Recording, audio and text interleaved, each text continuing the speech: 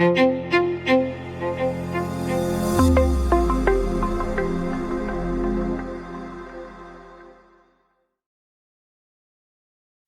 to a new video on Bible teaching. Today we want to talk about the topic of dinosaurs. New dinosaur eggs are constantly being discovered and fossils are being examined. Stefan, did dinosaurs really exist? Yes, I am convinced that dinosaurs really did exist. By now, there is also a huge number of discoveries that have been made. When did they live?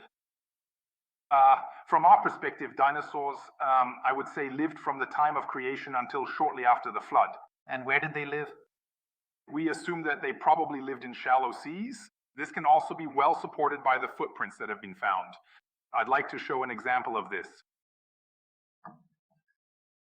Here I have such a footprint of a three-toed dinosaur. In fact, two dinosaurs walked here in opposite directions. But what you can see is that this slab is rippled, and that's typical of ripple marks, meaning fossilized seafloor. And this suggests that these dinosaurs actually lived in shallow seas that were so deep that the movement of the water's waves was still visible on the ground, and this was then fossilized along with it. Does that mean dinosaurs were exclusively those that lived mainly in the water? At least the large dinosaurs? We assume that because that's also what the Bible says and because the findings correspond to that. The Bible, meaning where do we find dinosaurs in the Bible? Well, of course we don't find the term dinosaur in the Bible, since it was only coined in the 19th century. It means nothing other than terrible lizard, but we find the name Behemoth in the book of Job, and it is absolutely clear that this is a dinosaur. If you want to look it up, in Job 40. Why are there no more dinosaurs today? Yes, we assume that the dinosaurs became extinct shortly after the flood when their habitats disappeared. Because for us, the book of Job is a book that was written shortly after the flood and also takes place shortly after the flood.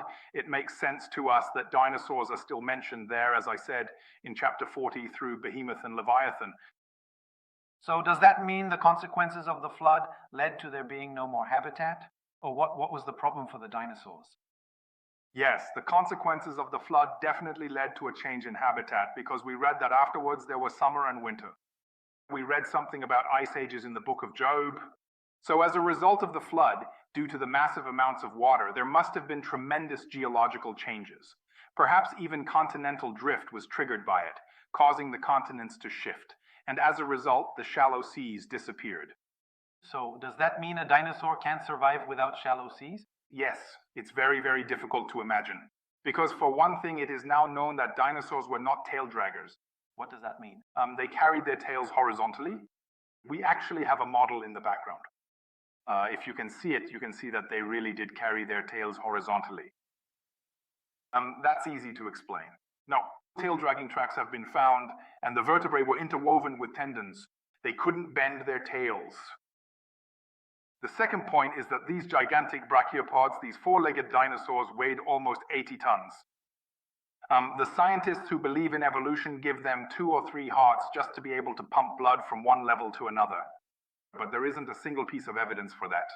In water, buoyancy helps. So there are already good reasons, besides what the Bible says, to put them in the water. So, if I understood correctly, they were able to move through the shallow waters. And when these shallow waters were no longer present due to the aftermath of the flood, they were practically no longer able to survive. Yes, at least these gigantic dinosaurs, we assume that they became extinct because their habitat simply changed to their disadvantage. Are there any clues for the other, smaller ones that explain why they no longer exist today? No, for the very small dinosaurs, of course, we still have the fossils. We don't have that many footprints because they are often very, very small and have hardly been preserved. But they were probably communities of living creatures. There's also the question of whether a small dinosaur might actually belong to the same family, simply because it was just a juvenile. Maybe one more point on that. No one should think that a dinosaur is born at 2 meters tall. Dinosaur eggs are generally not very large. I'd like to show one. So here you can see such a dinosaur egg. The maximum size is about twice as big. That means dinosaurs that were born were maybe 8 to 10 centimeters long. So, were there dinosaurs on the ark as well? Yes, it's possible that Noah took small dinosaurs with him, that is, certain species that never grew very large. In our view, the large species were not on the ark, but survived outside the ark because they were actually aquatic animals. Do we know how long they still existed after the flood? No, we don't know that exactly because we can't precisely assign the flood to the geological layers. The book of Job probably takes place 100 or 200 years after the flood. They must have still existed then, otherwise Job wouldn't have been able to describe them. Do you have any idea why dinosaurs still fascinate so many people today? Yes, of course, they're gigantic size. You can only see the modest head here behind us.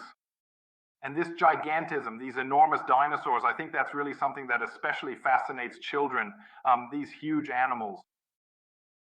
My last question. You wrote a book about this years ago. Where can interested people today find information about dinosaurs, but also specifically about how they appear in the Bible and are explained there? Yes, well, in the German-speaking world, there isn't very much available on this topic. The book I wrote back then is currently being reissued, and it will certainly be available soon. It provides a general overview of dinosaurs, but especially from the perspective of creation. Thank you very much for the conversation. You're welcome.